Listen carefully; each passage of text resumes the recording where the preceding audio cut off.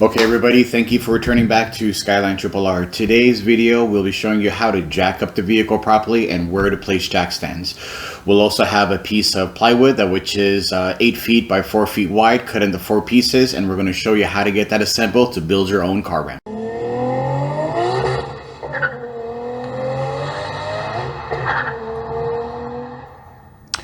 Okay guys, this is our one of 4 strips. This is going to be the 8-foot strip of plywood. This is one of our first strips, and we are going to show you that when measuring this for cutting, we're going to start off with our first cut to be at 10 inches. And then our next cut is going to be here at 20 inches. And then our third cut is going to be here at 30 inches. Okay, this is just building the foundation of the ramp. Okay.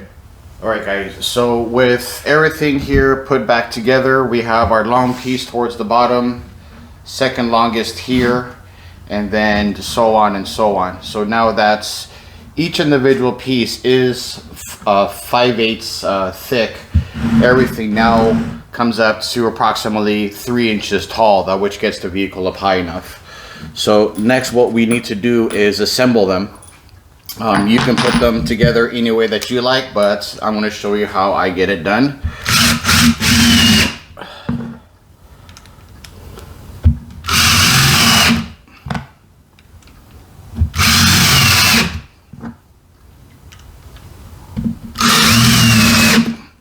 Now, just remember when you're at Home Depot or Lowe's, wherever you want to go, they can do all the cuts for you. So if you don't have the tools to cut it, they can cut it. You just have to be patient and give them the measurements.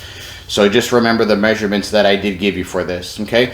So when all that's done and taken care of, we should now have multiple pieces kind of like this. So these are the other remaining 3 that which I've already made. So our next step is to go ahead and get these ramps on the floor and get the vehicle up, and then we can start showing you how to properly get the vehicle lifted.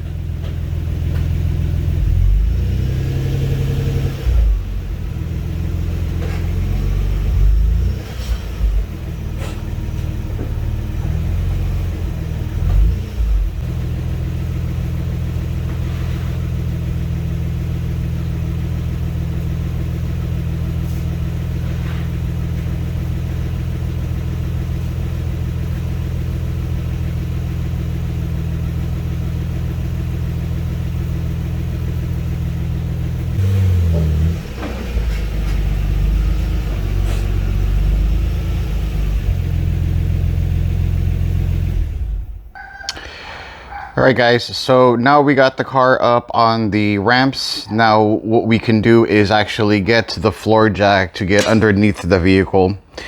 So now I'm actually able to get a complete floor jack underneath without catching or damaging anything. Okay, so let's get on down to the bottom and let's see what it looks like when we begin to pick it up. All right, so what we need to do now is get the floor jack underneath the vehicle and begin to pick it up on the center of the subframe. I'll get you guys a better picture on that right now. So I'm just basically trying to get it in a nice good solid place and begin to get it up.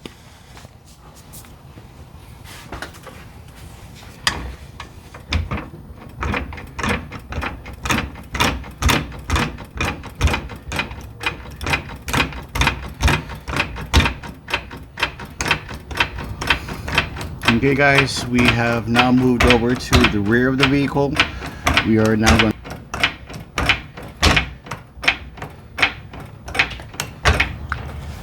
Okay guys, just a little bit of a closer look. If you notice, I'm not actually picking it up by the differential, the rear differential.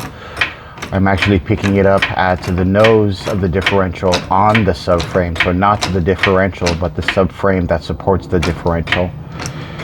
Now the jack stands are going to be placed in this general vicinity. That makes it.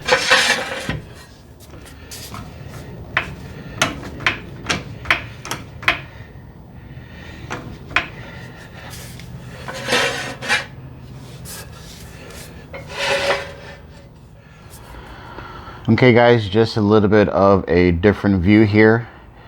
If you see that, this is our engine area, the engine oil pan, and this is really in the center of the subframe. Now our jack stands for a different view. All right guys, so this is basically another view of how I have the vehicle lifted using the floor jack. I'm not on the back of the differential, on the fins, or on the differential itself. It is actually currently being supported by the subframe. Subframe is a good place because it has 4 points and lifts up the vehicle evenly. Now, here are the jack stands, looking at it from the rear now.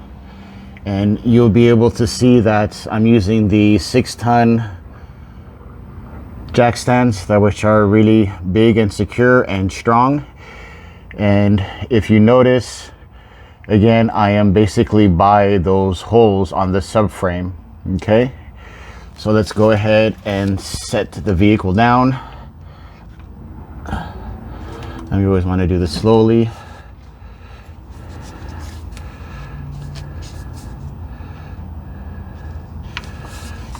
And now the vehicle is safely resting on the subframe.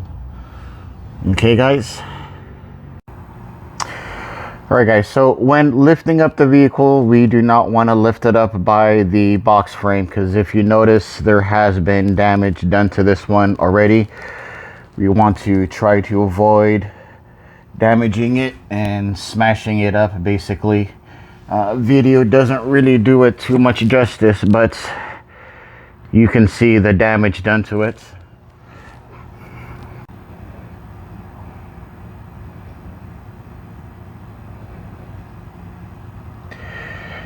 Now these are the pinch welds underneath the vehicle. We do not want to pick up the vehicle by this pinch weld here because it's very thin metal. Now this location right here is where the factory repair manual tells you to pick up the vehicle.